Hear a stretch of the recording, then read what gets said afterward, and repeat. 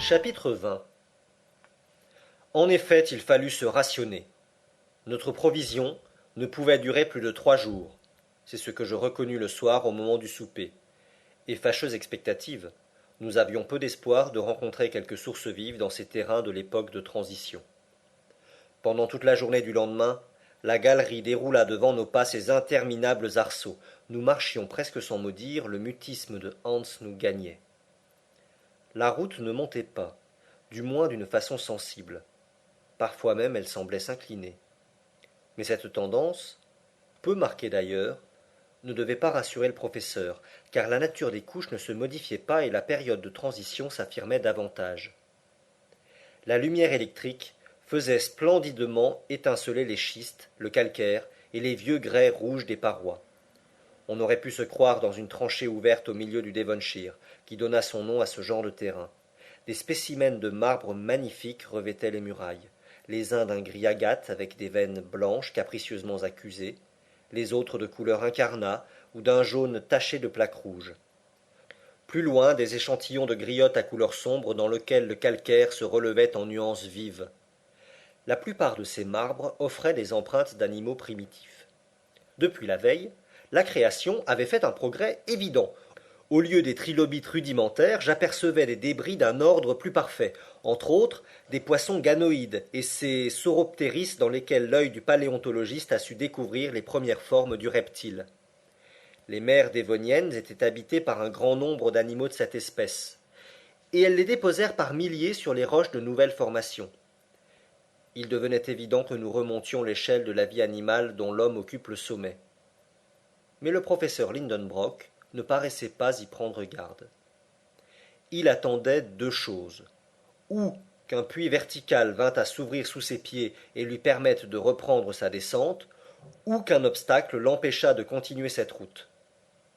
Mais le soir arriva, sans que cette espérance se fût réalisée. Le vendredi, après une nuit pendant laquelle je commençais à ressentir les tourments de la soif, notre petite troupe s'enfonça de nouveau dans les détours de la galerie. Après 10 heures de marche, je remarquai que la réverbération de nos lampes sur les parois diminuait singulièrement. Le marbre, le schiste, le calcaire, le grès des murailles faisaient place à un revêtement sombre et sans éclat. À un moment où le tunnel devenait fort étroit, je m'appuyai sur sa paroi de gauche. Quand je retirai ma main, elle était entièrement noire. Je regardai de plus près. Nous étions en pleine houillère. Une mine de charbon m'écriai-je. Une mine sans mineur répondit mon oncle. Eh, qui sait? Moi, je sais, répliqua le professeur d'un ton bref. Et je suis certain que cette galerie percée à travers ces couches de houille n'a pas été faite de la main des hommes.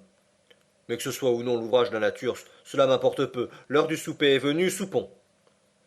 Hans prépara quelques aliments. Je mangeai à peine, et je bus les quelques gouttes d'eau qui formaient ma ration. La gourde du guide à demi pleine, voilà tout ce qui restait pour désaltérer 3 hommes. Après leur repas, mes 2 compagnons s'étendirent sur leur couverture et trouvèrent dans le sommeil un remède à leur fatigue.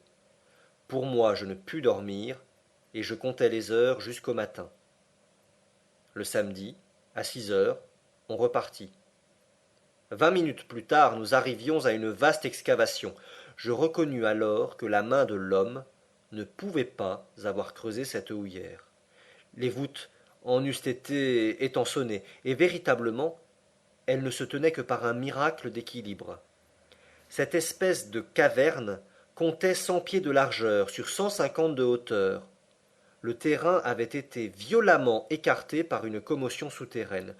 Le massif terrestre, cédant à quelque puissante poussée, s'était disloqué, laissant ce large vide où des habitants de la terre pénétraient pour la première fois. Toute l'histoire de la période houillère était écrite sur ces sombres parois, et un géologue en pouvait suivre facilement les phrases diverses. Les lits de charbon étaient séparés par des strates de grès ou d'argile compacte, et comme écrasés par les couches supérieures. À cet âge du monde qui précéda l'époque secondaire, la terre se recouvrit d'immenses végétations dues à la double action d'une chaleur tropicale et d'une humidité persistante. Une atmosphère de vapeur enveloppait le globe de toutes parts, lui dérobant encore les rayons du soleil. De là cette conclusion que les hautes températures ne provenaient pas de ce foyer nouveau. Peut-être même l'astre du jour n'était-il pas prêt à jouer son rôle éclatant. Les climats n'existaient pas encore, et une chaleur torride se répandait à la surface entière du globe, égale à l'équateur et au pôle. D'où venait-elle? De l'intérieur du globe. En dépit des théories du professeur Lindenbrock, un feu violent couvait dans les entrailles du sphéroïde. Son action se faisait sentir jusqu'aux dernières couches de l'écorce terrestre. Les plantes, privées des bienfaisants effluves du soleil, ne donnaient ni fleurs ni parfums, mais leurs racines puisaient une vie forte dans les terrains brûlants des premiers jours. Il y avait peu d'arbres, des plantes herbacées seulement, d'immenses gazons, des fougères, des lycopodes, des sigillaires, des astérophilites, familles rares dont les espèces se comptaient alors par milliers. Or, c'est précisément à cette exubérante végétation que la houille doit son origine. L'écorce encore élastique du globe obéissait au mouvement de la masse liquide qu'elle recouvrait. De là des fissures, des affaissements nombreux. Les plantes, entraînées sous les eaux, formèrent peu à peu des amas considérables. Alors intervint l'action de la chimie naturelle. Au fond des mers, les masses végétales se firent tourbes d'abord, puis grâce à l'influence des gaz et sous le feu de la fermentation, elles subirent une minéralisation complète.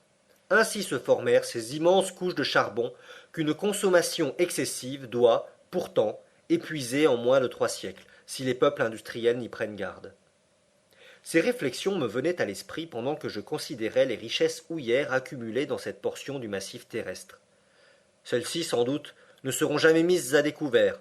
L'exploitation de ces mines reculées demanderait des sacrifices trop considérables. À quoi bon d'ailleurs, quand la houille est encore répandue, pour ainsi dire, à la surface de la terre dans un grand nombre de contrées. Aussi, telles je voyais ces couches intactes, telles elles seraient lorsque sonnerait la dernière heure du monde. Cependant nous marchions, et seul de mes compagnons j'oubliais la longueur de la route pour me perdre au milieu de considérations géologiques. La température restait sensiblement ce qu'elle était pendant notre passage au milieu des laves et des schistes. Seulement mon odorat était affecté par une odeur très prononcée de protocarbures d'hydrogène. Je reconnus immédiatement dans cette galerie la présence d'une notable quantité de ce fluide dangereux auquel les mineurs ont donné le nom de grisou, et dont l'explosion a si souvent causé d'épouvantables catastrophes. Heureusement nous étions éclairés par les ingénieux appareils de Ruhmkorff. Si par malheur nous avions imprudemment exploré cette galerie la torche à la main, une explosion terrible eût fini le voyage en supprimant les voyageurs. Cette excursion dans la houillère dura jusqu'au soir. Mon oncle contenait à peine l'impatience que lui causait l'horizontalité de la route. Les ténèbres, toujours profondes à 20 pas, empêchaient d'estimer la longueur de la galerie, et je commençais à la croire interminable, quand soudain, à 6 heures, un mur se présenta inopinément à nous. À droite, à gauche, en haut, en bas, il n'y avait aucun passage. Nous étions arrivés au fond d'une impasse. Eh bien, tant mieux, s'écria mon oncle. Je sais au moins à quoi m'en tenir. Nous ne sommes pas sur la route de Saknussemm, et il ne reste plus qu'à revenir en arrière. Prenons une nuit de repos, et avant 3 jours nous aurons regagné le point où les deux galeries se bifurquent. Oui, dis-je, si nous en avons la force. Et pourquoi non? Parce que demain l'eau manquera tout à fait. Et le courage, manquera-t-il aussi? Dit le professeur en me regardant d'un œil sévère. Je n'osais lui répondre.